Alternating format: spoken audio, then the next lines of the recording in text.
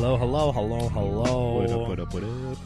Hello, hello, hello, hello. Good morning, world, on this beautiful Saturday. Don't tell them what day we record the podcast on. Oh, sorry, secrets, right? This is a Tuesday. Sorry, Brian. I mean, oh no, I forgot I was supposed to use your fake name. Yeah. Horrible superhero. yeah. Yo, you would have revealed my secret identity right quick. You're like, if I was Superman and you were Jimmy Olsen, you would have been like, Lois, did you know Clark is Superman? And be like, and scene. Lex Luthor comes up to me. It's that guy. Yeah, exactly. The worst. This guy. So, good morning, folks. It is Saturday, November 37th in the year of our Lord, 2704. There we go. I wrote the... We're doing this in the future. No, all joking aside, what's up, guys? This is That's Canon. It is a podcast done here on franklinarmstrong.com. Hopefully you guys are enjoying yourselves and enjoying the day as you sit back, relax, and listen to us. As we're about to jump into another edition of our show. This is a season 2, episode 6 of this year. So far, you guys have heard us discuss some amazing titles, and I'm looking forward to discussing this one. This one's actually going to be turned into a TV series if it hasn't already aired, because by the time this episode comes out It's potentially to air. Yeah, it's already aired. The pilot's already aired. For sure. Yeah. Is it on Netflix? Yeah. It's going to be on Sci-Fi. Oh. So the Sci-Fi Network is working on a series for Deadly Class, which is written by, I always forget his name, Wes Craig. And I was looking at it the other day. I actually have a physical copy for once. It's Rick Remender, art by Wes Craig, colorist Lee Logrite, letters and logos designed by Russ Wooton, and Sebastian Gerner is the editor. There you go. So Deadly Class is set in 1987, which was a lot of fun. I didn't realize that when I picked it up initially. Mm-hmm. And I'm also really looking forward to seeing how they tell the story on the television series. So by the time you guys have listened to this, I have seen it, and I've probably already discussed it on Geektastic Sci-Fi. So if you guys want to hear what I've said about Deadly Class, you can listen to the Geektastic Sci-Fi episode that we do with that show listed as one of the subjects. If anything, I'll put it in the link to this when it comes out. Makes sense. When it finally comes out. My name is Brian Doc Holliday, and to my left, my co-host, my partner in crime, not my Ace Boone Coon, because he doesn't know what that means, so it would probably freak him out. I want to know what that means, and I'm pretty sure I want to be it. It's a slang term for best friend. Aw. Yeah. See, this is why I didn't tell you. Too late. This is why I didn't say anything. We're D&D right here. Oh, God. This is why you don't tell Dave anything. Duck. Right there. Oh, no. Keep introducing yourself, weirdo. Not even properly looking at the camera. No, I'm Dave from Squared. Camera? Oh, right. No cameras. No, I'm Dave from Squared Idea. No, I'm going to leave it to that. Squared-idea.com. Yes, that's true. We said we were going to stop doing intros at the beginning of the show. Just the long version of it. Yeah. Dave from Squared-idea. There you go. I'm good with that. So, guys, the first segment that we do on this show, That's Canon, is the elevator pitch. In this one, we kind of we read what is written as a description, and then we do our own pitch as if we were the guy pitching it. If we were Remender and pitching it to the bosses over at Image. So I'll read the real one. Change the world with a bullet. It's 1987, and homeless teenager Marcus Lopez Aguero has no reason to keep living. Until one fateful evening, he's approached by a mysterious girl who invites him to join King's Dominion Atelier of the Deadly Arts, a brutal, clandestine high school where the world's top crime families send their next generation of assassins to be trained. Murder is an art, killing a craft, and a dagger in your back is no metaphor. I feel like you at the end of that last bit, you were like a little disappointed. You're like, really? Yeah, I was. Like, really? I thought there was going to be more to this. Like, you're like, I might do a better elevator pitch than the back of the book right now. Well, I'm going to let you go first because you actually had a good one. Because when you mentioned it earlier. Oh, did it? Yeah, when you were saying it earlier, you said like Fight Club. That was actually going to be my elevator pitch, but yeah, I'll make that analogy later on. But actually, I have a slightly different. By all means. What I think a little bit more comical pitch. But no, I'd be going in the elevator and be like, "Yo, man, so I have an idea about a school. He's like, and then my boss is like, oh, no, the school's like, no, check. So we're gonna completely do the X-Men thing, but instead of them being mutants, they're gonna be assassins. All right. Instead of being Jubilee, it's gonna be some punk kid off the street who we're not sure is sane or not, because we're not sure if his parents died or not, because like he says that, but he seems like he's a bit of cokehead, so you don't know if he's telling the truth or not. And then like instead of being Professor X, it's gonna be like this like stereotypical like Chinese version of Magoo, who's going to be their mentor, and then it's going to be like essentially Fight Club on acid the rest of the way. Yeah, that's my elevator pitch. Okay. I mean, I feel like essentially it's kind of what I guess X-Men would be on acid. That's pretty like no that powers. Is probably no powers, X-Men on acid, full killing mode. You're playing it's like you're playing Mortal Kombat expert level, full blood and gore all the time. The characters' motivations are very confusing in the first one. So I get into the elevator, I'm just like, hey boss, I got a pitch for you. Okay, what's that? I want to do a story about a kid. He's a street kid. I just saw this homeless guy outside, this young homeless guy outside, and, instead of giving him money and helping him, I thought, let's write a comic book about that kid and never give him credit. So it's about some kid, he's on the street, and he wants to pick himself up by the bootstraps, but he's also crazy suicidal. And he's kind of just stuck between these two things of, like, actually constantly doing the right thing to stay alive, but also kind of wanting to die. He's passive suicidal is essentially what he is. And when he finally starts to give up, someone pulls him back and then brings him to a school, and they tell him, hey, how about you join the School of Assassins? By the way, everyone thinks that he's one of the world's most insane psychopathic killers, and he actually isn't sure why at first, or at least we're going to make it vague to the writers as to why, to the readers as to why at first. And then, the writers. And the writers. That Freudian slip was well placed. and that's what we're going to do. And then that's what we'll go from there. Oh, okay. How many characters are you going to have? Too many. I'm going to put too many people. Also, I'm going to get Craig to draw it, Wes Craig to draw it, and he's going to draw some of the characters the exact same way, so you're not sure who's who sometimes when you're reading the comic. Okay? That sounds really confusing. Yeah, but it's about this homeless kid outside that I'm not giving credit to, so we don't owe anybody any money. It's going to seem like an original idea. That's horrible. Let's do it. And then that's it. Like the gung-ho. Yeah, let's do it. So we're going to talk about some of those things a little bit later in the show. But that's the first segment. That is called the elevator pitch. But now we're going to be going into our next segment. This is called What If? It's a new segment here that we're starting. And the idea behind this segment is you take a character, and it's kind of like the Marvel What Ifs, but you're the one pitching it to us. So myself and our other co-host, Tobes, who is not here this week, he will be here in the future for this segment. But you're pitching it to us, and you're trying to convince us why it would be a good idea to just write the story in the what if way. Yeah. So this week, Dave is going to be telling us one. He's got one. Oh, he's taking out the phone. Taking out the notes. No, Dave's pretty serious about this. I always take out the notes. Got to take out the notes. Especially with all your... It's ever been since your encyclopedia fiasco over here. I don't understand what you're talking about. There was no fiasco. I was told to pick a character. I picked up an encyclopedia. I looked through it, and I picked a character. Is it my fault that I have multiple DC encyclopedias? No. Actually, yes, I am the one who bought them. So. I was about to say that. I'm like, it's no one but you. You got to dig up, stupid. Okay. All right. So, what are you pitching me today? My pitch to you today. I should have a checklist of things that I like. My pitch today is that I think Beast should convert to being Dark Beast. Okay. All right? Okay. So, for those who don't know what Dark Beast is the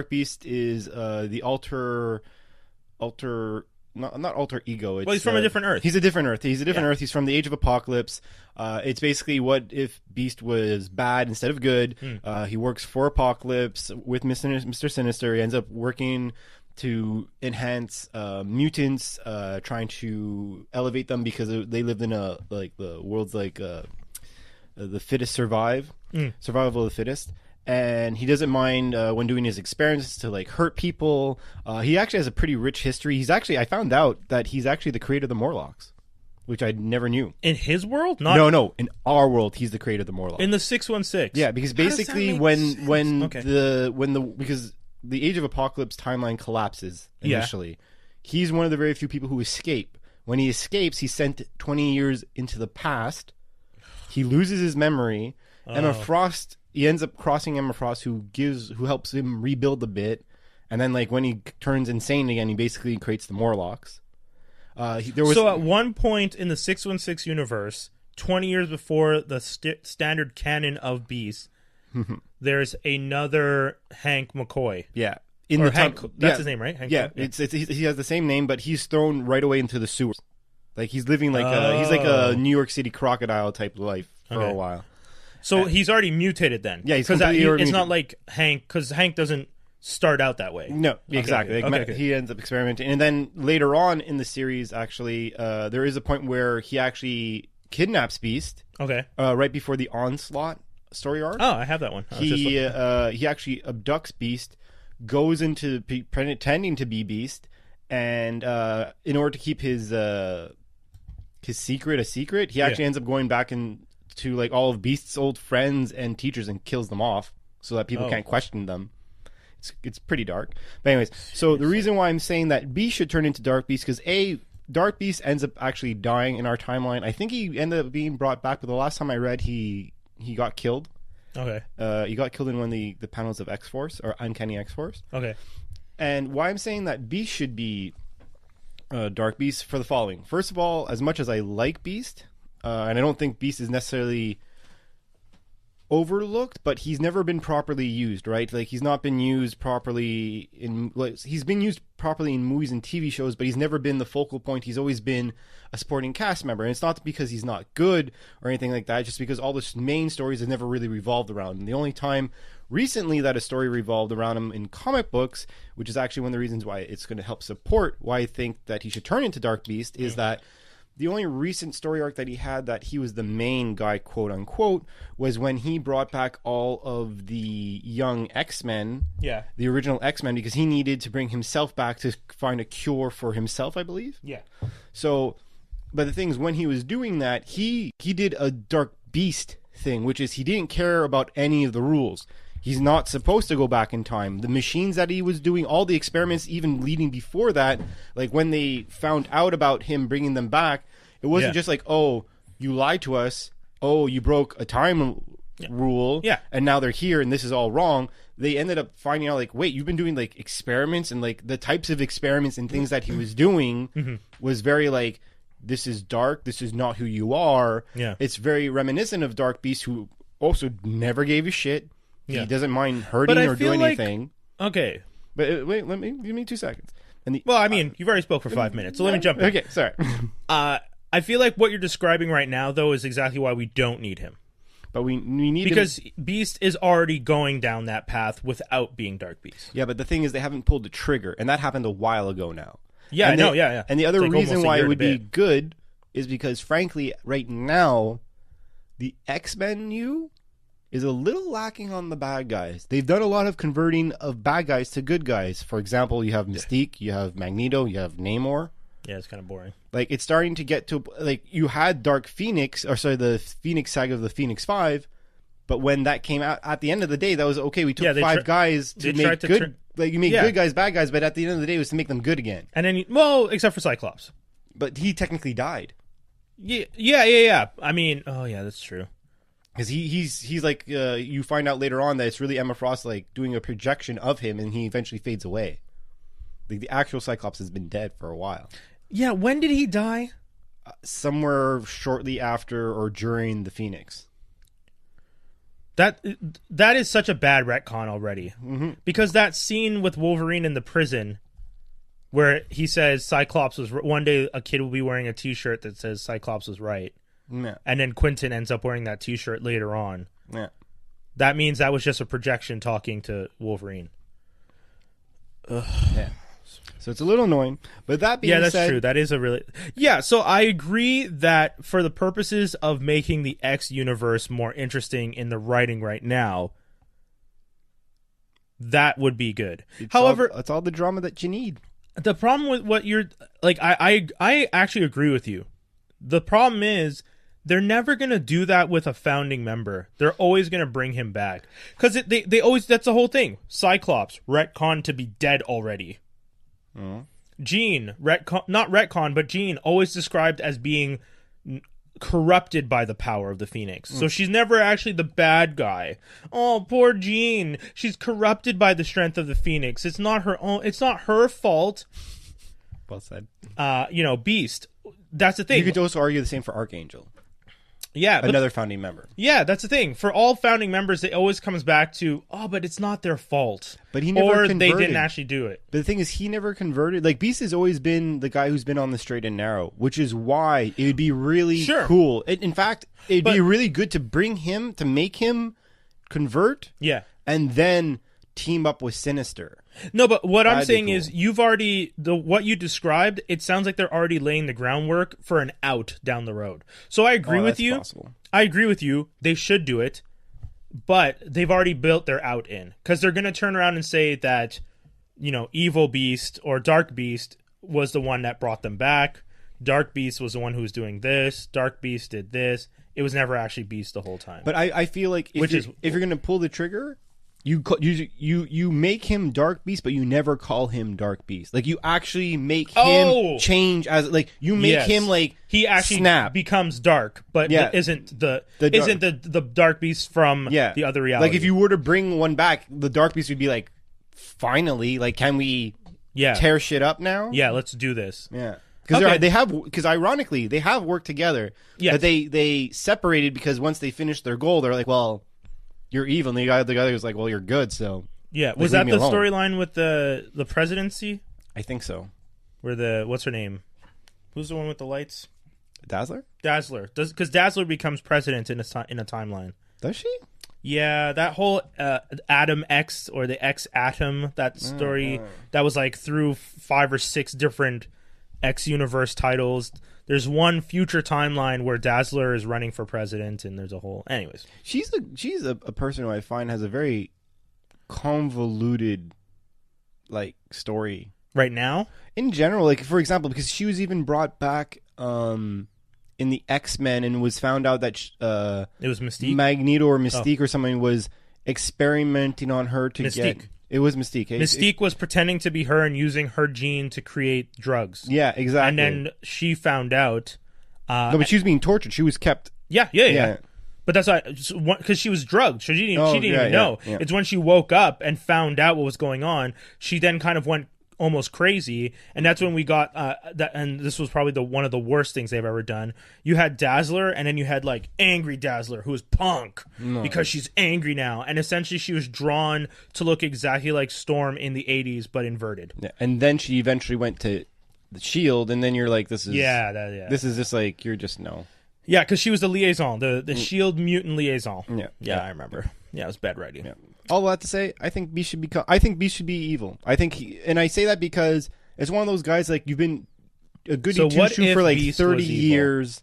Yeah. And now you finally broke. I'm with you. What if Beast was evil? I'm down. My only problem is knowing the writers, and based on what you just described, they already have their out. And that's what sucks.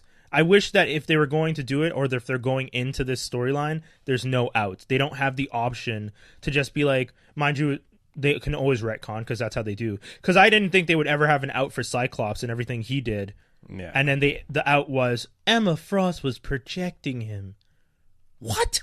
Yeah. Like, there's like legit scenes where it wouldn't make sense that Emma Frost was somehow projecting Cyclops. But if she's knocked unconscious, how can he be in the room? Period. Stuff like that. There's definitely, definitely they would be like, oh, that never happened. But if you were to go through the comics, I bet you could figure out a time where he's talking to someone, she's knocked unconscious. And that's the other thing. Her abilities lend to her being able to create solid state. Yeah, because a projection, because he did things, right? It wasn't just... Yeah. It wasn't like, oh, he just talked to everyone and then walked into a room. Dude, and then I'm came telling out. you, that scene with him and Wolverine where he's asking Wolverine to kill him. He doesn't ask him to kill him, but he's arguing with him, and Wolverine pops the claws, and then Wolverine stops and he realizes, he's like, wait, this is what you want. And Cyclops is just sitting on the floor laughing, and he's just like, and then that's when he says the line, you know, one day a kid will be wearing a t-shirt that says Cyclops was right, and he's like smiling, and Wolverine realizes just like he's gone, like he's lost.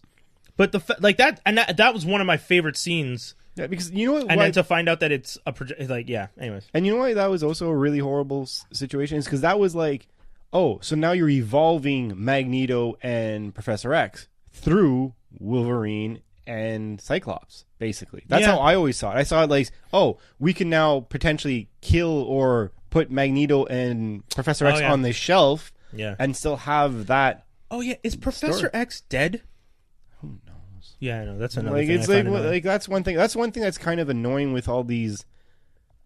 You kill them and then you bring them back. Yeah. You kill them, you lose track, and you're like, you know what, like. Just leave it. Or at least leave it for like a while. Yeah, I legit don't know if Professor X is alive or dead. Anyways, so that's What If you guys have your own thoughts or opinions on Dark Beast or Beast turning into a darker version of himself in this What If, let us know. Hit us up. You can always hit us up on @AStrongFranklin on Instagram. Hit us up on Facebook. That's facebook.com/Franklin Armstrong DOTCOM. Going into our next segment, we're going to be talking about this title once again. This is Deadly Class, written by Remender? I always say his name wrong. Remender. I need to remember how to say Remender. Where's Rick the Remender, drum set? I know. I wish I you know what? I should get that. Boom, boom. Wes Craig, Lee Lurock, Russ Wooton, Wooton would be what? Wooton. Right? Wooton. Yeah. And Sebastian Gurnier, who I think might be French. Sebastian Gurnier would probably be the editor. So once again, this is Volume 1. This collects the first issues of the title, and it's called Reagan Youth, 1987. So where do we start? Okay, so let's start at the beginning. What are your initial thoughts? Because there's a whole issue that you go out and you're just following essentially a bum. Yeah, so you're following sans domicile fixe, as some of the kids say in Quebecois, or SDF, sans domicile fixe. Yeah, and then homeless, bum, street man, hobo. Actually, isn't a hobo someone who's traveling? Isn't that He's still definition of bum? Is it? It's a guy who does. It's a homeless nomad. Yeah. Okay. Hobo. No, homeless nomad. But let's stick to the real thing. Homeless kid. He was in the foster care system because his parents died tragically from a suicide death. Yeah, so someone committed suicide, jumped off of a bridge, landed on his parents. That's gotta suck. Died in front of hhim. I felt on that one. Yeah, that one was pretty dark. So he's on the streets. He's living his life. He's trying to be a good person. Is he though? He's because he's still stealing, and he was gonna beat the shit out of a dude with a crowbar. Stealing to survive. Doesn't beat the dude with the crowbar because he realizes the guy needed the shoes more than he did. That's true. That's why I'm saying he's a good person. True. Because that's the point. That's what I find interesting about this. He goes into an assassin school, tells everybody he wants to kill Reagan, but at the core of the character, when he has the chance to attack people or to defend himself, he generally doesn't attack. Well, and all those times that he's killed is heavy manipulation to do so. But he does admit that he has a dark voice, and he makes reference saying that dark voice is getting stronger. Yeah, but he still hasn't done anything. But he does say how at one point in time there's this guy who thinks he's better than him because he's asking for money on the street, and he ends up stealing his wallet, and then he's reciting how he thinks he should stalk this guy because he now has his address, and I might go and beat the fuck out of him. Yeah, but he doesn't. He doesn't, dude. 2/3 of the way in there. your life, you're telling me you've never had interactions with someone and thought, I should just crack this dude's skull open. I'm thinking it right now. No, but that's joking aside, we all have moments where we're angry. Sure. So you're a homeless person. You walk up to a guy. You're asking for change. What did the guy give him? He didn't even give him. No, he didn't give him money. He gave him attitude. Yeah, that's it. But there was like a joke to the tip. Like, here's, here's your tip. Be a better person. Yeah, or something. Or like here's that. the want ads or something. Yeah. So it's just like, I'm homeless. This guy is talking down to me. He definitely thinks he's better than me. Obviously, he has the money. Blah blah blah. He's being rude. So what do? I pickpocket him. And it's like, well, to you, man. I'm going to take your money. So I take the wallet. And then you're just like, you know what? I should teach this for a good lesson. Like, I'm not going to... That's not evil to me. That's human nature of anger. Nature. You're right. Yeah. No, you're right. So that's what I'm saying. Like, this whole Deadly Class when you start reading it and you're like, oh, it's a deadly class, I expected there to be a lot more violence and aggression and evil at the beginning. Like, when you see, when everyone's described it to me, and you see the cover, they're all holding weapons, they're dressed to the tilts of looking angry, aggressive, and dangerous.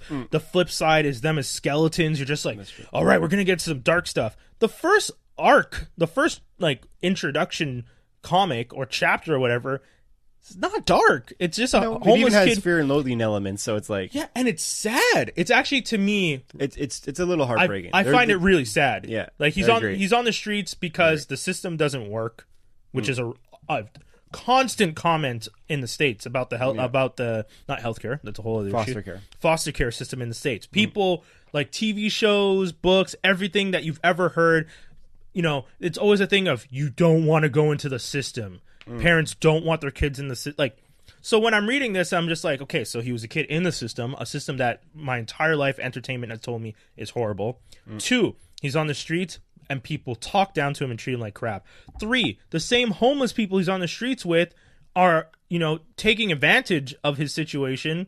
That guy steals his shoes while he's sleeping, takes his bag, all that stuff. So that, to me, the first part was just sad. And I was actually kind of annoyed because I was just like, sure, build the element of making me feel connected to the character. But it's a comic book, and you called it Deadly Class. I don't need to feel connected to an assassin. I'm not going to love an assassin more. He's still going to end up murdering people. Something I, myself, have never genuinely wanted. Like, I've been angry, but I've never actually wanted to kill someone. So I don't really empathize with murderers. Agreed, but I feel... Sympathy for the devil. That's what I want to say. But one thing about this specifically, this book, at least with how you read the first issue... Yeah. Because you definitely realize by the end of the first issue that you could see the direction they're going in. Yes. By the end of the first issue. You definitely know that. Yeah. But because of how the first issue was written, to me right away, I knew right away, I'm like, this is going to be a slow burn.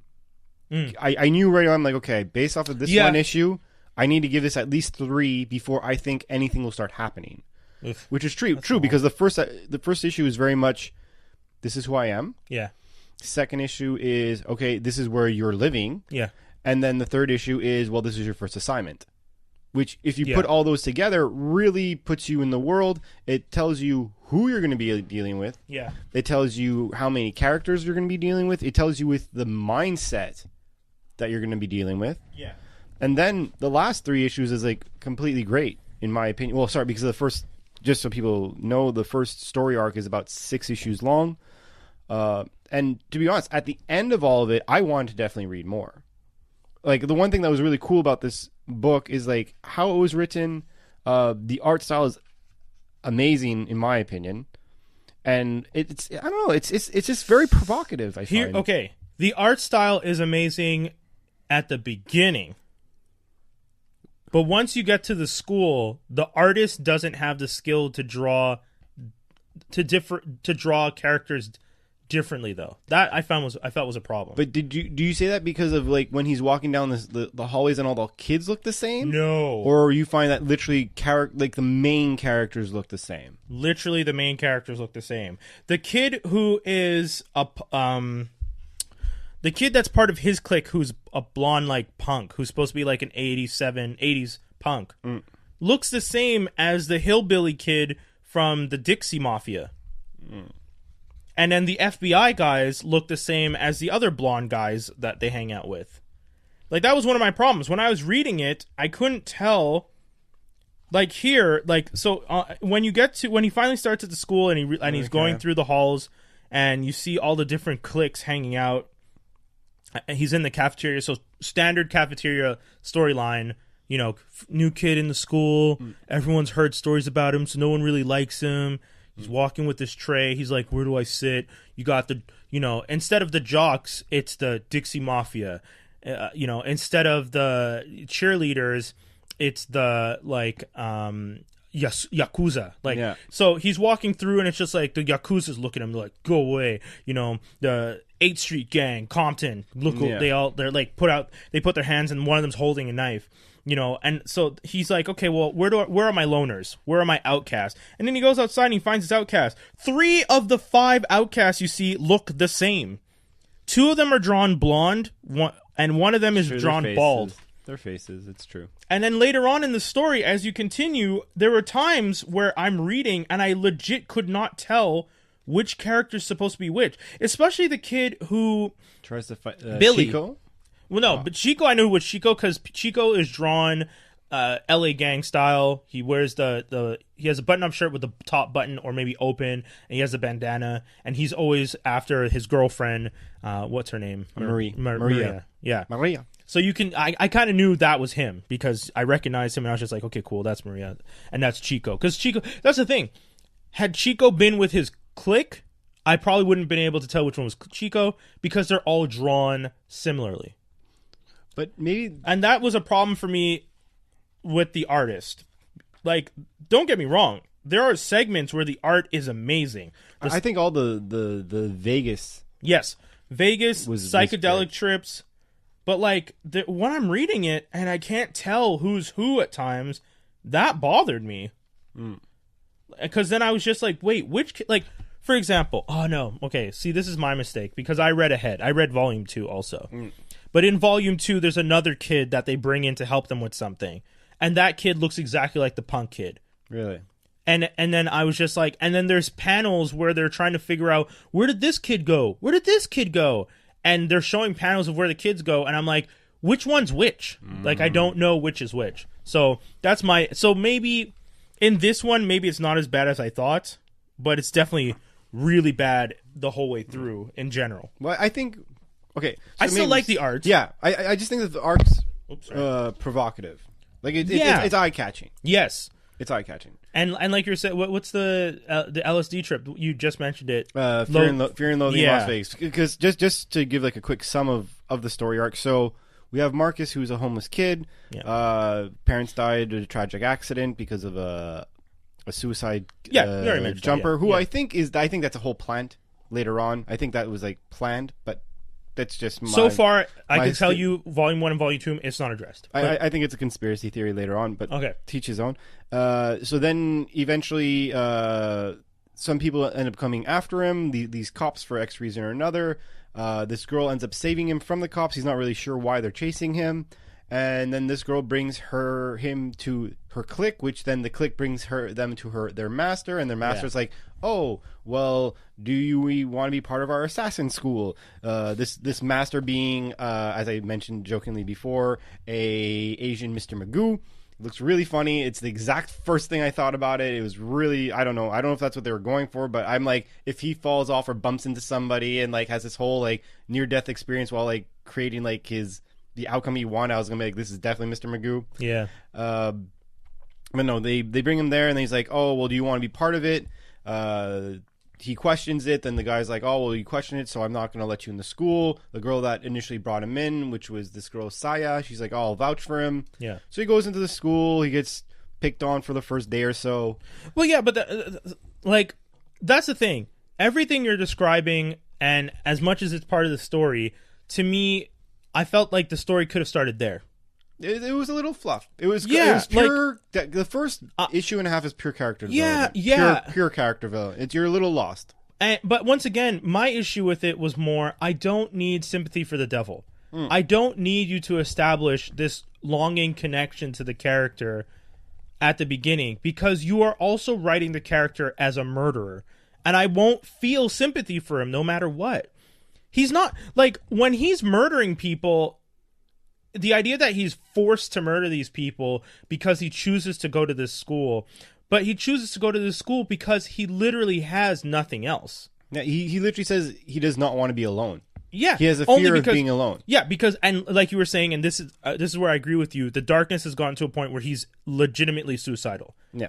Like, it was one thing where he had the dark thoughts. It's another thing now where he's like on the streets. I think the first 2 issues is like the span of a year and a bit too, right? Yeah. So you've gone through a lot, and he's kind of just like, I really don't know if I can keep doing this. Like, I'm really having a tough time now. And then that's, like you said, Saya shows up. So for me, I would have been okay if they'd done snippet panels of the year, 1 page. And then just jumped in. And then him at the ledge about to commit suicide, Saya shows up. I didn't need a page and a half, because the other thing is, later on in the story. He's supposed to, they start the school, all that stuff.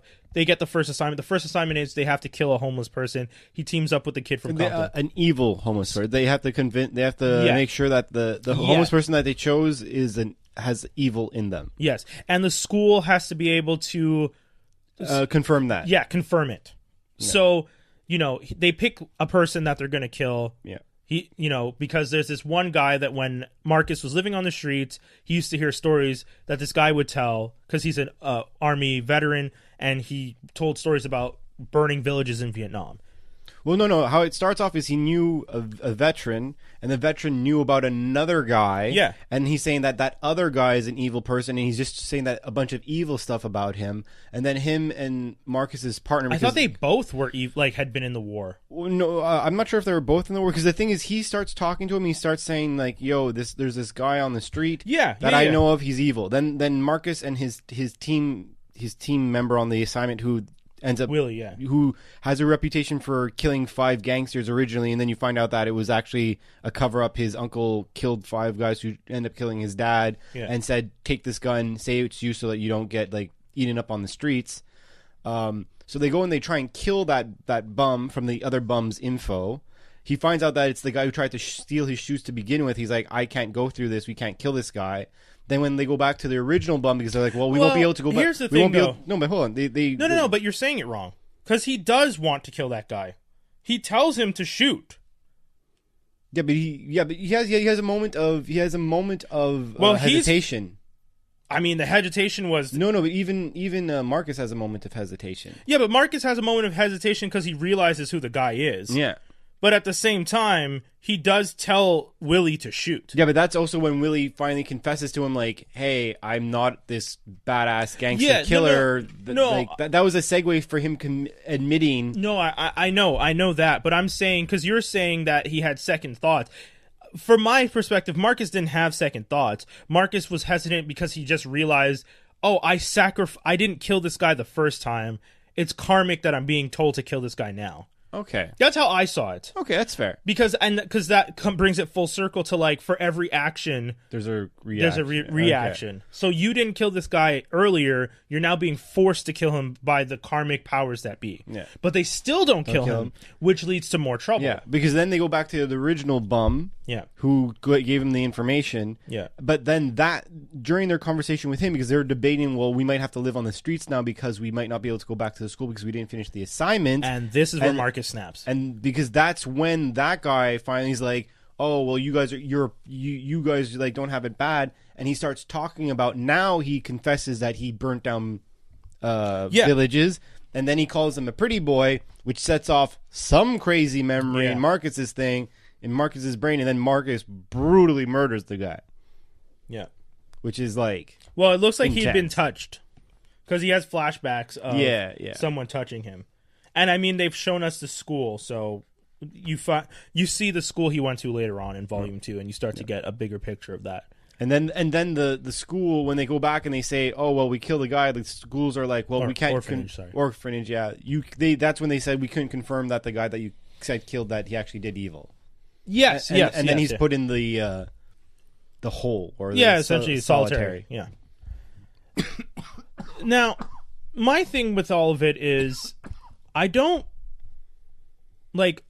feel like we were trying again. The writer is trying to manipulate us into feeling pity for the devil, because every time Marcus has done an act of violence so far, it's always countered with, oh, there's a real reason. So killing the guy who called him Pretty Boy, flashback to him being touched and called Pretty Boy. Yes, I 100% think it's horrible you've been touched. Living your life on the streets, always being stuck. Does it justify murdering the guy now in the streets? No. But that's what makes him look psychotic, though. If anything, yeah. It's and that's the thing. It's kind of weird how the writer wrote it to be sympathy for the devil, but flipped to also he's also crazy. And that was one of the problems I had with the writing, because I was never sure if the writer was trying to make us...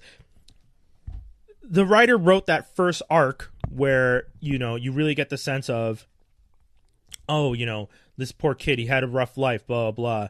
Oh, okay, look at what he's becoming because of that rough life. Mm-hmm. So again, for me, trying to establish that and then trying to make me feel sorry for him because he's a murderer, and then every time he kills, trying to give me an out. He kills the first time. He almost kills someone the first time. Oh, well, he lives on the streets. He's having a rough life. He decides to kill this guy that time. Willie doesn't kill him. There's an out again. He kills the guy who calls him pretty boy. Oh, he had a kind of psychotic break. He kills so-and-so's dad later on. Oh, he was on drugs. He's high. He attacks somebody else here. Oh, there's always a reason as to justify his kills. And that's what I didn't like about it, because it's called Deadly Class. They're assassins.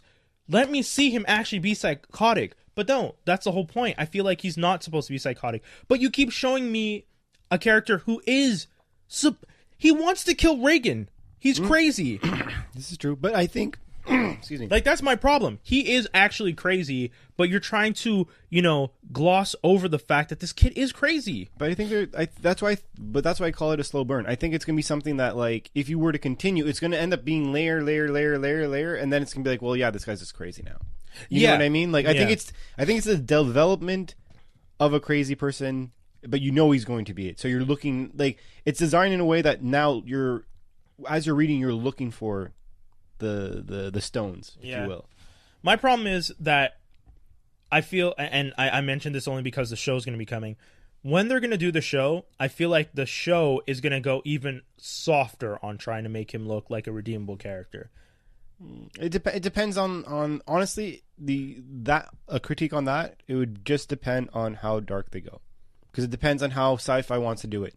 Well, they did Happy, and Happy's dark. Which, if anything, that supports, I think they'll do a good job. Fingers crossed. That's my concern. If you were going to... And, I want the Wanted level of dark. Yeah. Like, when I read Wanted and I saw how crazy and dark and evil characters were in Wanted, I was just like, that is refreshing that someone was willing... No, but it is. I'm just like, it's refreshing that dark. It's just funny comments. Because they're that crazy. It's, a lot of... Human nature is to write these... Even if you're going dark, you're still trying to find the, like, silver lining to the story. Oh, this person does this because they're this kind of person. Nemesis, Wanted, those are the types of stories I like where evil is evil. That's it. We are following the evil character, and the evil character is doing the evil, and that's it. I want some of those stories. Because I'm not evil, and I don't... And I'm not living through those characters, but it's interesting. I was about to say, it sounds like you're trying to live vicariously through these characters. I like seeing how you write them, and I like seeing how writers try and find the motivation in the characters and develop the motivation in the characters. In Wanted, the motivation throughout the whole thing is this kid is weak. Wes is a weak character. He feels weak. He feels like nothing. Everyone takes advantage of him. Everyone's always trying to kill him. Everyone's always trying to shit on him. And then he decides, I'm going to be better and stronger than everybody. And I'm going to show you that I can take advantage. And then he becomes the leader. And he becomes the star of Wanted. In Nemesis, that character is psychotic. That character is evil. That character is like if the Joker was off the leash. And, the excuse for the Joker being evil, oh, he's hyper sane. He knows it's all fake. It doesn't actually matter. So he can do this stuff. Nemesis, there's no excuse. He's just crazy. Wanted, there's no excuse. He is a manipulative, narcissistic person in the end. Marcus, I want Marcus to genuinely be evil. I want evil characters in books that are called Deadly Class. But the thing is, though, one thing about it, and this is something I alluded to earlier. Yeah. I have two theories about the book. It's either A, his parents' death was planted. I don't think the person committed suicide. I think someone was like, yep. So it's the Batman. You push. It's the Bruce Wayne angle. Okay. Yeah, I think better yet, the Terry McGillis angle. Yes. Yes, sorry. Because Batman, it wasn't set up, but Terry McGillis is actually set up. Or it was Terry McGillis was expected to be set up. The person bailed, but then it happened anyway. Yeah, okay. But this is like someone did it. Or I have a theory that he's just a lying little shit. I think he's lying to us. I think he left his family. I think he did not like his family. I think maybe, like, for example, the whole touching thing, that might be his dad or his mom. And he's just like, fuck, like, because he says, I can't live here. He keeps referencing the foster home. But what I think it is I think that's his home. And then the dying was when he had enough. And maybe for all we know, he killed his parents. That's how I would spin it. Having read Volume 2, your theory could still work. Because there's definitely signs in Volume 1 where he slipped. There's time. I wish I didn't write it down. I usually take like these little notes, but there's one part in like 5 or I think it's issue 5 where he's just talking about stuff, and you're like, wait, that doesn't sound right. You said this and this happened, but that would suggest that you left. You like they would almost suggest that your parents are alive, or one of them is alive. Okay. And or they were alive before you left, which, from my understanding, they were supposed to be dead beforehand. Yeah. So, it's just interesting. Quick review on the arcs. So, first arc, I've already said my piece. I don't like the first arc. The first arc of, like, within this. Like, so him doing the test. No, the first arc is him on the streets. Okay. Don't like it. I do like the depiction of the time where his parents died. I think that was just very, very well drawn. It was like when you saw it, I was like, that hurt. That hurt me inside. I will say this. The art, beautiful. The detail, not so much. Agreed. I could agree with that. Yeah, the artist is wonderful, but detail is lacking, and that's one of the reasons I have a problem differentiating characters from one to the other at certain points in the story, especially in the second volume. So I will give you that throughout the whole thing. But story-wise, I'm saying Act 1, him on the streets. A little weak. Act 2, him in the school. It's all right. Yes. I think it's very passable. The reason it's very typical. Well, I shouldn't say typical, but it's what you would.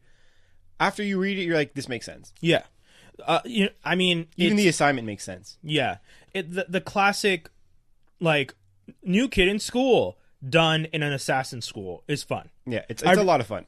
I really like that. Even he's going through one of his courses, and the guy's like explaining how to cut off a guy's head, and he's like, "You want to do it this way because if you don't do it this way, you'll still kill him, but he'll feel it. You want to be nice and just like finish it off for the person." You're like, "Huh?" So they can know how to inflict pain or no pain, just like that. Like that was kind of cool. Yeah, so that arc, that kind of, and even that breakdown of the jocks. So I was mentioning this earlier. You have the breakdowns of the different cliques in school. You have the preps, rich kids, mostly CIA, FBI.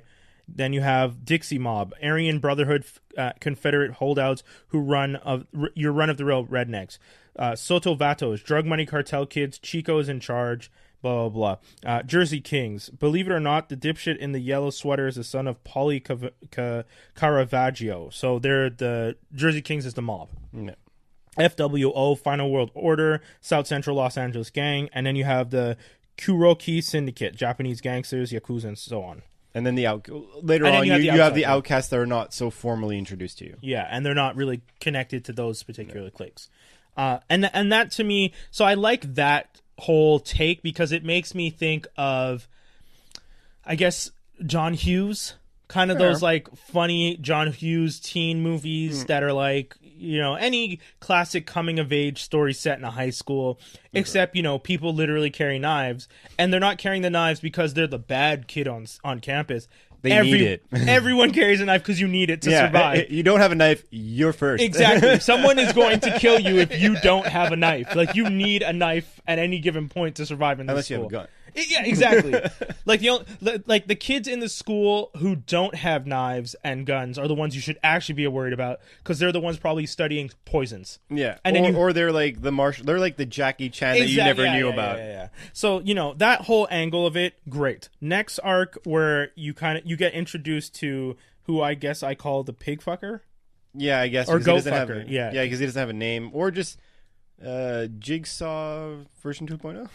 I mean, yeah. Because he has a cut-up face. It's all weird and... Yeah, so the next arc is they introduce who I guess is supposed to be the big bad, overarching. So if you were to break this down, like, serial series versus procedural, the serial story is this guy in the background. Yeah. The procedural aspect is homeless kid, school episode, mission story, which is the one you talked about where they go on the mission and the homeless guy and the whole blah, blah, blah. The next arc after that is after he goes to the hole, I would call that the breakout arc, because then they go to Las Vegas. They go on. Well, technically, there's 2 parts of that arc. They go to what is like a Woodstock festival. Yeah, because they're basically, just to sum it up quick, while he's in the isolation or solitary, the kids break him out and they're like, oh yeah, we've all been to solitary. Yeah, and we never stay. We always break out, and as long as you're back by curfew, for the lack of a better term, you're fine. And then he's like, okay, so what you guys need me to do? Like, oh, well, we need to get even though at the beginning they say don't do licensed kills, don't do drugs, don't have sex, and they're like, so we're gonna go to Vegas where I want to get laid. We want to pick up a bunch of drugs for the kids at school, and then we're gonna kill my dad. And that's it. And then that's the next arc. Essentially, like, the first arc was school, then the next arc is assignment, and then the next arc is break all rules told in school. Yeah, it's their it's like their Mardi Gras or their spring break. That's basically what it is. What would be an assassin's school spring break? Going to Vegas, killing people and drugs. Yeah. So then you go through that arc, and that arc starts off meh.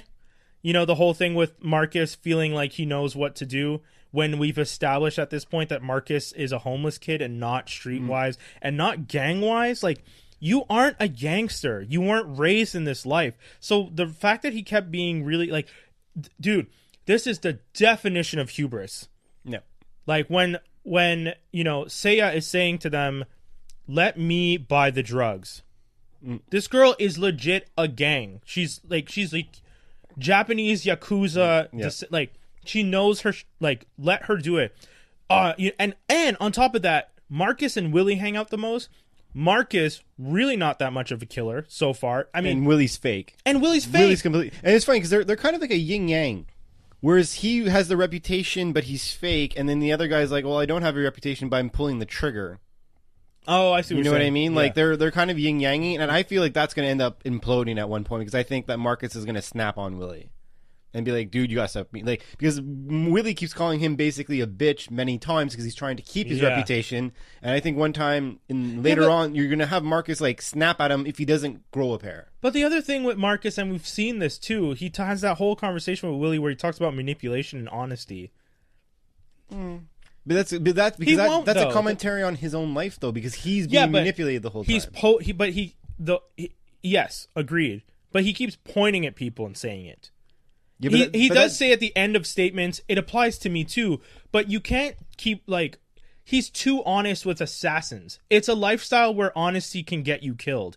But he doesn't know that yet. That's the learning curve. They're assassins! How do you not know that talking to assassins and saying too much shit will get you killed? Like, nice guys are nice guys, bro. That's the problem, though. And that's the problem again. He's not a nice guy. And I want him to be written psychotically and not as this naive kind of again, lost. He's doing the turn, though. I think this is a story about a guy doing a turn. Maybe that's but the thing is, you already know what the turn is, but you just want it to happen already. Yeah, because like, when you see him in the first issues, he's depicting his life before whatever happens. Because like I said, I'm not convinced what he's saying is really what happened.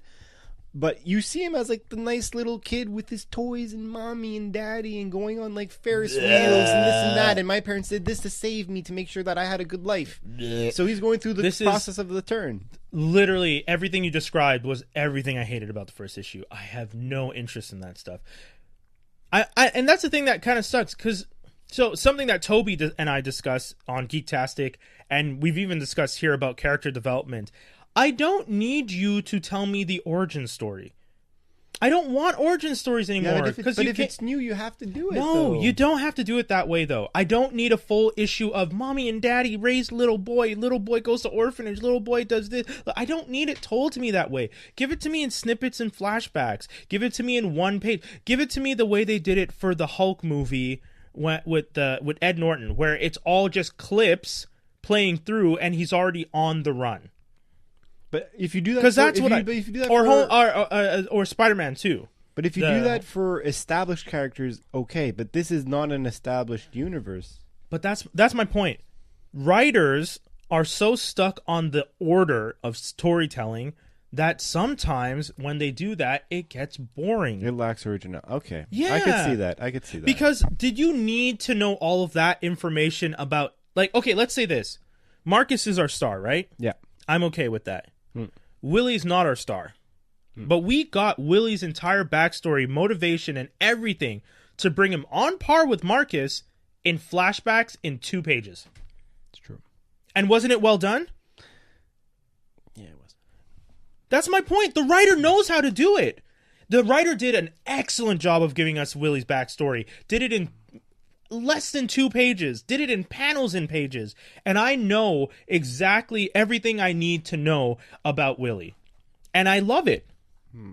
And that's the thing. If you could have done that with Marcus, you could have told me that exact same information with Marcus, where instead of like all that buildup in the first issue, and I know I'm harping on it and I'll move on, but I just think that as a story, you could have moved it along, A, a little faster, B, the flashbacks would have been just as interesting. I didn't need to know as much. Like, that whole year of him writing in a journal. I'm sad. I'm writing in my journal. Look, a year has passed. I've gone through a lot. What do I care about that? Especially if later on, nothing. Where's the journal? There's no referencing it. There's no going back to it regularly. He's not continuing to write in it from what I saw, or at least... Can I ask as a spoiler, does he continue to write it in the second volume? No. Oh, okay. The one thing about the journal that comes up in the second volume, he hands it to another character to read his story. He doesn't tell it because he says, I can't say it. It's too hurtful for me to discuss. Like, it's too emotional for me to discuss, but you can read it, and hands the journal to someone and they read it. And I remember thinking, okay, but you could have just told me the importance of the journal in flashbacks again. Like, or dude, also, we all know how important journals are. I don't need a flashback of a year of you writing into a journal to know that a journal means something to you. That's true. Like, the whole point of a journal is you're putting everything about your life in it. That's fair.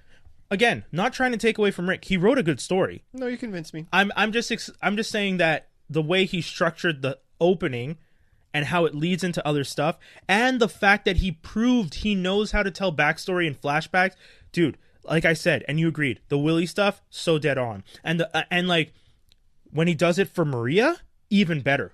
Oh, really? Maria's backstory, the way he does hers, couple pages here, big important thing here. Her, like, I mean, you even get a little bit. She even says it. Yeah. I was essentially your family's bitch. Exactly. Yeah. I was brought into, pimped out to the son of the family of this warlord. Yeah.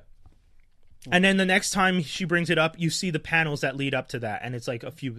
Devin supports your comment as well. And that to me was the best part. That's true. No, I'm convinced. Yeah, you converted me. Although, no, I'll go on to the next story arc though. The Chico. I mean I would say the whole. When they go to Woods, we'll call it van stock or whatever, just because it's not Woodstock. Yeah. They go to like this van stock or whatever to get drugs, where they meet some hippies, and then they end up going to Vegas finally. I think that whole arc is really cool because I initially, when they were starting, I'm like, oh, this seems to be Fear and Loathing in Las Vegas, and they end up even drawing one of the characters. Who's the guy? Who's the guy who wrote Rum Diaries and Fear and Loathing in Las Vegas?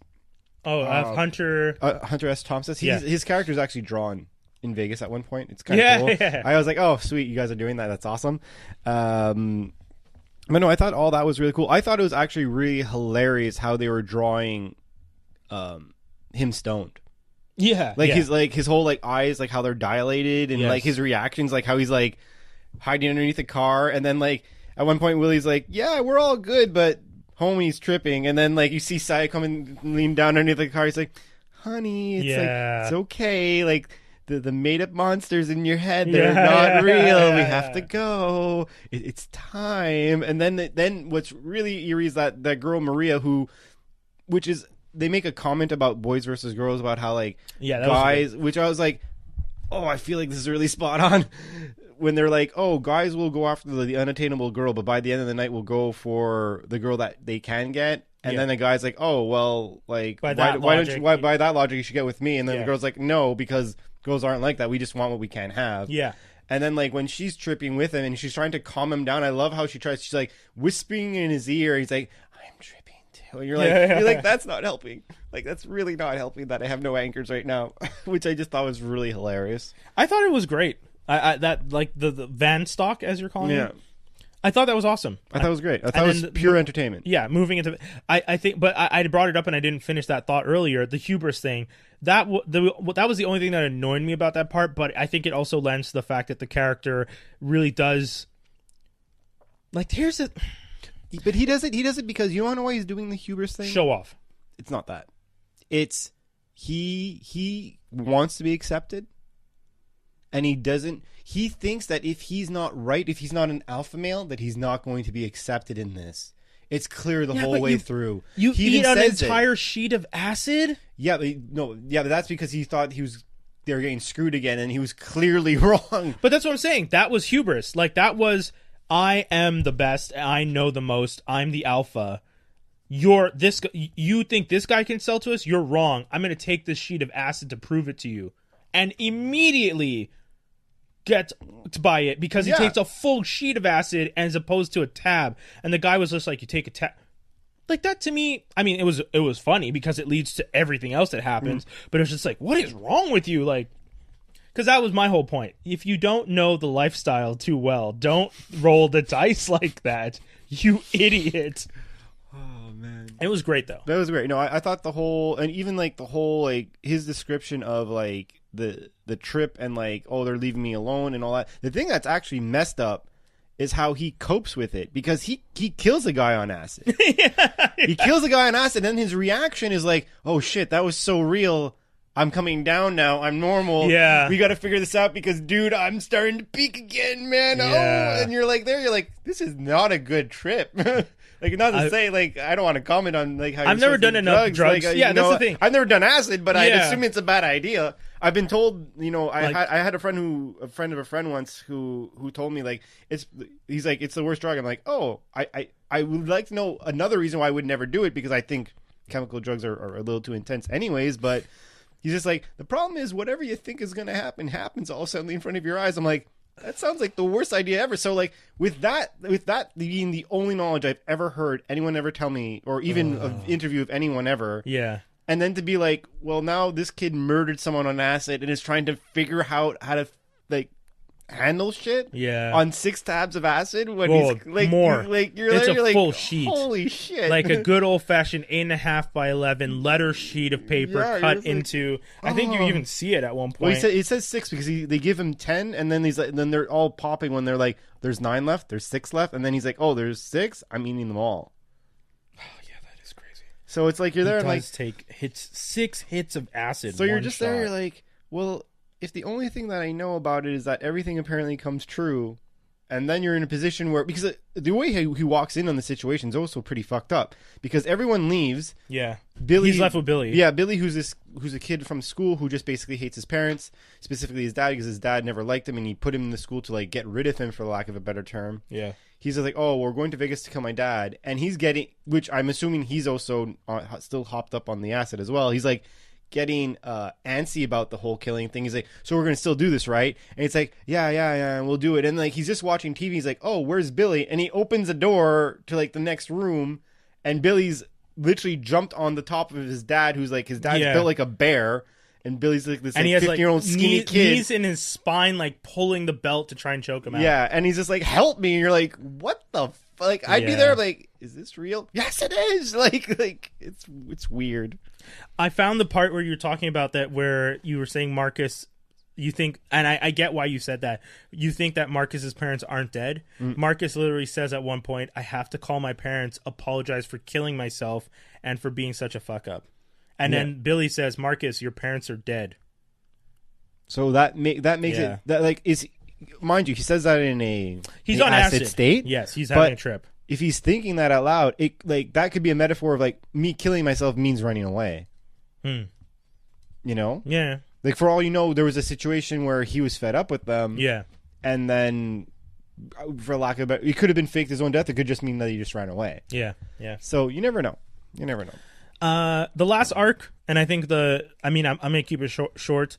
The last arc to me with Chico felt like a video game where you fight a boss, and then you realize that that's not the actual last boss. Yeah, because Marcus fights Chico, everyone shows up. You're all fighting Chico, or I mean, not even all fighting. At some point, some of them are just talking to Chico to try and like convince Chico stop trying to kill Marcus. Yeah, you're gonna get in trouble at the school. Master Lin's gonna freak out because this is an unsanctioned murder. Like you can't do this. And then Chico just stabs the kid. He stabs Billy, and he says he's gonna kill them all. Yeah, too. and he starts like going crazy. They finally end up beating him. Who kills who? Maria. Maria does it. Yeah, which is the hardest part because actually. No, it is Maria. It's the easiest part in the sense that you understand why she does it. Yeah, because Maria the whole time has felt like she was essentially his whore. Yeah. Because she was handed over by the parents, his parents, Chico's parents, once they acquired her and was supposed to be the friend and then eventually the love interest. Yeah. But yeah, she's the one that slits his throat. Yeah. And then that's where you meet Goat Fucker. Yeah. And that's where that kind of boss mentality that I was saying, like, you've played a level. You're the Ninja Turtles. You played the level. You get to the end. You fight this boss. The boss falls. But then the actual big boss goes, but you haven't defeated me yet. And then, runs off with the body of the other one, Completely well said. And that's exactly what happens. But what's trippy about it is that, first of all, the only thing you know about this guy, first of all, if you think about the kids, right? The kids are like, okay, we just killed the dad of one of we just did an unsanctioned murder. Yeah. One of the kids tried to break 1,000 rules, and we just killed him, which is another unsanctioned murder, and it's also a student murder, which we're not supposed to do. Yeah. Okay, how are we going to figure this out? And then some random guy with who's clearly drawn. If you watch it, he's clearly drawn very intimidating. He's bigger than all of them. Yeah, he's huge. Marcus, who's tripping on acid, is now completely tripping that this guy has entered the room, which would not make me feel safe at that point in time, because I'm like, so far you're the badass who's killed 3 people, and you're scared of this guy who just entered the room. Well, the alleyway. Yeah, the alleyway. And then he basically grabs him by the head, and is like, oh, you guys train him because I don't want to beat him now. I want it to be a worthy fight. And you're Larry like... Yeah, that's some anime bullshit. What the fuck is going on? Yeah, that's very much that's such an anime thing where it's just like... it's like Goku. Like Goku in Dragon Ball is always just like, oh wait, you're not at your strongest? No, I want you at your strongest. I want an actual challenge. But Goku does it in a sense of it's so innocent naivete. Whereas this character is just like, oh, you know who this character is like? I'm gonna look it up. This character is like a character from Hunter x Hunter, the one that's obsessed with the main character. He looks like a Harlequin clown. I'm gonna have to look it up. But that character sexualizes his obsession with the main character. Really? Yeah. Huh. He keeps telling them there's times where he's protecting the main character in the show and in the anime specifically because he doesn't want anyone else to hurt the kid because he wants the pleasure of fighting the kid himself. And he regularly is literally fighting people off to make sure that they don't hurt the kid because he wants the kid at his strongest. To the point where he even teams up with the kid, even though he's the villain. I feel like I may have read this before. Yeah, it's in Hunter x Hunter. I don't have the Hunter x Hunter character. But yeah, I mean, that character and that kind of sexualization of being evil... Because, the main character is gone, and, hold on, I think I found it. Antagonist. Hisaki Moro. Magician, serial killer, speech balloons. No, the Phantom Troop, Crow Lucifer. I think it is Hiraki, the first character I said.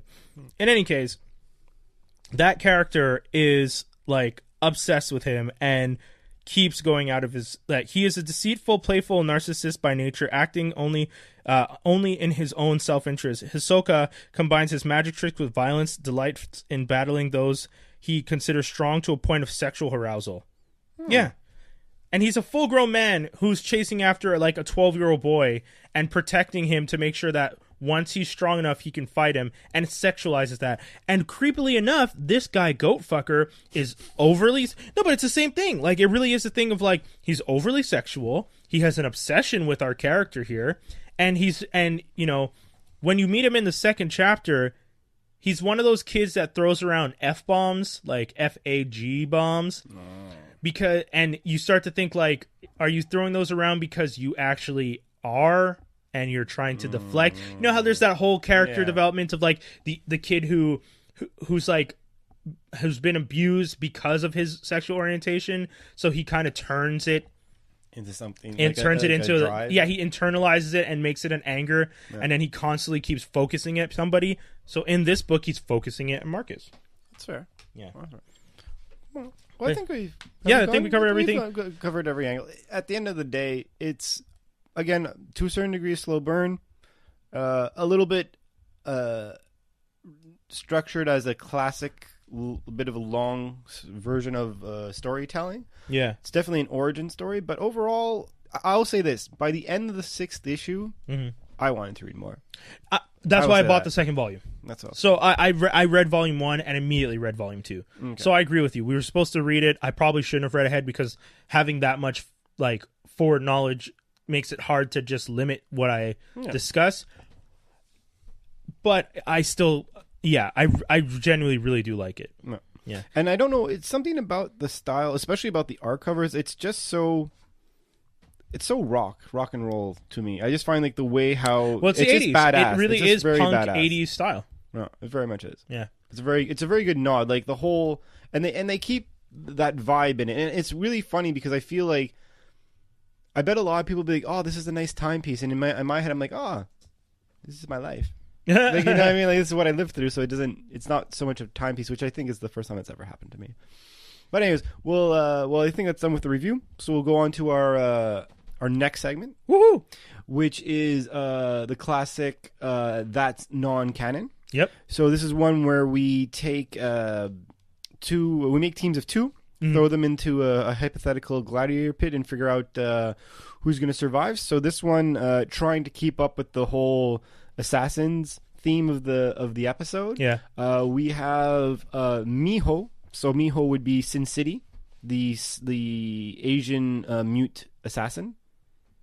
Oh, yeah, okay. Very much, she has like that sexy look. She has double katana blades. Yeah. She'll be teaming up with Bullseye, Bullseye of Daredevil fame, versus Domino, the Lucky Domino, and Wesley Gibson, the assassin from Wanted. I think it's an interesting mirror effect. And, So what were your initial notes, initial thoughts on this team? Miho dies immediately, and the whole thing turns into Domino and Wesley trying to kill Bullseye. Why would you say Miho dies immediately? She does not have luck on her side. Yeah, but she could easily fight Wesley. Because I honestly... Wesley can bend bullets. Yeah, Miho might be able to cut those bullets. How fast are you going to be, though? Like, remember, our scenario is we take these characters straight out of the comics and throw them into the pit. So if they're thrown into the pit and they have their usual gear, you have Bullseye, who can literally turn anything into a weapon and has 100% accuracy. So he's not dying. Because anything you're throwing at him, he's throwing something to counter it and is not getting hit. Okay, I was about to ask how are you getting out of that? Yeah, that's his defense. Okay. Because he has that accuracy. He can see things and he's quick. So, something's coming up, he throws something, he stops it. Like, he can still get hit, but you really got to work to hit Bullseye. It's not an easy shot. That's true. Domino, pure luck. So she is also, Bullseye's throwing stuff, she's dodging because she's lucky. Wesley can actually, has that insane accuracy that comes with the story, not just in the horrible movie. Every time you cringe.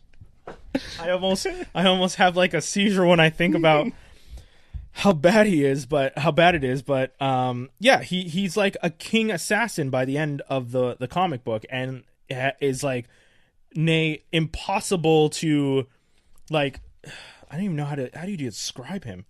How do you describe a king killer? Well, so this is what I think. I agree. I do think that Miho would be the first to fall. That's the problem. Yeah, I agree that she would fall. But this is what I think. I think that Bullseye would survive long enough to basically mimic Wesley's power. Like, I think he would see it and be like, what the hell is this guy doing? But his power's not mimic. No, but I'm saying because he has accuracy, right? Yeah. He's able to accurately do whatever he wants with bullets. So if he were to, like, observe, he's like, oh, what the hell is this guy doing? He's not shooting straight. Oh, he's doing his arm like that. Oh, that's how you do that. I'm gonna practice this a few times. I'm so accurate. I learn how to mimic it in like 30 seconds. I don't know about and then that. it becomes like, you know, bullseye versus a bullseye with what you're describing is more Taskmaster than Bullseye. I guarantee he'd be able to do it that's a Taskmaster, accuracy, dude. His accuracy is not from mimic; it's from he's pure accurate. Yeah, but if he's learning to, because could you argue that the wanted guy is just really accurate in how he's doing his thing? It's not an ability. It's not a mutant power he has. He is accurate enough to move his arm in a way that bends bullets' trajectory.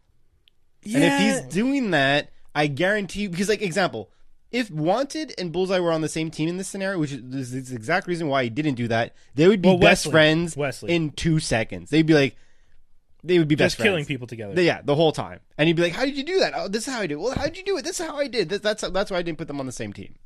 So I think that Bullseye would eventually kill Wesley. And the question is, do you think Domino's luck would outdo Bullseye? Or do you think Bullseye would be able to eventually capitalize and destroy the luck? No.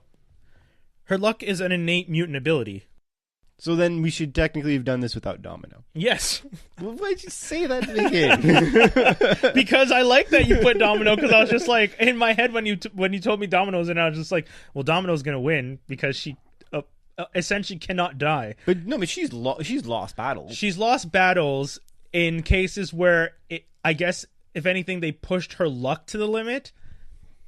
What? 4 people in a pit is not pushing her luck to the limit. I've seen Domino lose battles when it's like 100 people trying to take her out. If you have, let's say you have Domino versus Bullseye, and Bullseye's just throwing things constantly at her, wouldn't eventually...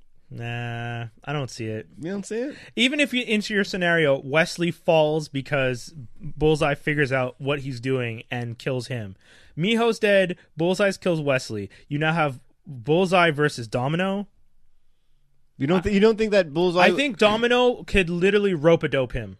You think so? Yeah, but like Muhammad Ali style. She's just going to move around, he's going to tire her out, and then when she gets her chance, she kills him. I honestly think so. I don't think Domino falls to Bullseye that easily. I think, because here's the thing. I'll give you that. I think fatigue would set in. I guarantee that. If there was no fatigue, I think Bullseye would win. But because of fatigue, I think that Domino would win. Yeah, because if Bullseye starts like ricocheting shots, Domino still has luck, and the luck will still factor in a trajectory trying to kill her. But her luck isn't 100%. Like, for example, how have I put this scenario for a second? For every 50 bullets or things he throws at her, 2 things nick her. Okay. Do you think he'd be able to, or even less? It'd be more like after 20 items that he throws, 2 things nick her. So 1 in 10. So 1 in 10. 10%. 10%. Do you think that he'd be able to shoot enough stuff to eventually make her... Not faster than she can shoot at him, and he doesn't have luck on his side. That's my thing. But then he would also, like... But as you were saying before, he'd be able to shoot stuff to deflect that. And with that, then, he can't shoot at her and shoot to deflect. He has 2 hands. As fast as her luck can protect her and she shoots? No. Sure. That's what I'm saying. She has the advantage when luck's on her side. In the scenario you're describing, if one of them is luckier... Yeah, there you go. That's what I was asking you. Even in your scenario, if you play it out, she still wins with luck. Okay, so basically everyone dies with Domino. Yeah, that's what I'm going with. Everyone dies with Domino. Agreed. I think Domino comes out on top. I should have chose a different place. Well, I should have chose. Bubba Fett was one of them, and I said he was going to die immediately too. So, well, because I was for the girls the list for when I was initially thinking this because I was trying really hard not to necessarily pick OP assassins. Yeah, that's the thing. I couldn't choose assassins like Lobos are of the described world, as OP. You know. Yeah. So I was like, I gotta choose Domino because it's Domino. But the other person at bat would have been Talia al Ghul. But I was like, I don't think she should. Her Lady Shiva would have been the person involved. I'm like, I don't know if. Well, we're not having that discussion now. Sorry, listeners. Yeah. You don't get to actually hear that one. But you could reply to us and let us know. Once again, you guys can always hit us up in the comments on this episode when we post it on Franklin Armstrong, the page. Franklin Armstrong Collective is facebook.com/Franklin Armstrong DOTCOM, or you guys can leave comments on A Strong Franklin on Instagram. But yeah, I mean, I guess we'll never know. We'll have to make it another episode. There you go. Going into our final segment, this is Final Thoughts, where we decide, would we recommend this book to people? Hells no. No, I'm joking. In short, definitely would. Yeah. I think it's a very interesting read. Yeah. I get your perspective about the character development, but I actually enjoyed it. I do agree that there could have been some pages that were slashed out. I think the overall was pretty good. And I think it's compensated by the fact that, as you were mentioning before, all the other characters they do quick. I think the reason why they gave him a little bit of extra shine, so to speak. Well, he's the main character. Yeah, exactly. Is just because of that. Don't get me wrong. Again, I still think development for main characters is important. I just think the way you do it should be adjusted, because we've it's 6,000 years of storytelling, and we always tell the stories the same way, where we create these backgrounds for these lead characters over and over. Especially if you're a comic book reader. Yeah. Especially if you're a comic book reader, it's hard for new characters to gain any traction, because people don't want the origin story of characters. Or at least they don't want it described that way. Again, I think I personally really enjoy the art style for it. Overall, I think it's also a very interesting comic. My only thing that I didn't, it's not even that I don't like, it's just that when I'm reading this book, I feel like I want to be like, when the book makes me laugh because something happens, that's cool. But when just something makes me laugh in a serious book, it kind of throws me off. And I know I've mentioned it once or twice in this thing. And it might even sound a little stereotypical, but seriously, the master looking like him looking like an Asian Magoo just makes me laugh all the time. Every time I look at him on the thing, I'm like, I cannot take this character seriously. In the TV series, he's going to be played by Benedict Wong, who played Wong in Doctor Strange. Okay, well then he's not going to look like him. That was one thing that I thought that's going to be a saving grace, because I'm sorry, like when I looked at him, I'm like, first of all, I think it's a little. Grace, I think it sucks. No, because the thing is, when I saw him initially, I'm like, I feel like it's almost a little racist how he drove him. I was like, it's not racist. Not racist, but it's very stereotypical. It's excessively stereotypical, which is fine. That's not a bad comment. It's just I laughed. I don't even think it's stereotypical. If you were to draw an elderly Asian man who has been described as being part of an Assassin's League, like Legacy Assassin's League, and he's an old Asian man, I would expect him to be a small Asian man, no hair, long facial hair. Fair. I'm okay with that. I don't think. I mean, you use race. I mean, if anything, you say it's stereotypical, not racist. Yeah, I meant to correct myself. But it's more stereotypical. I feel like when it comes to writing and drawing comic books, that's probably, you're right. Stereotyping is boring because it makes it boring for the story. But that also made sense to me.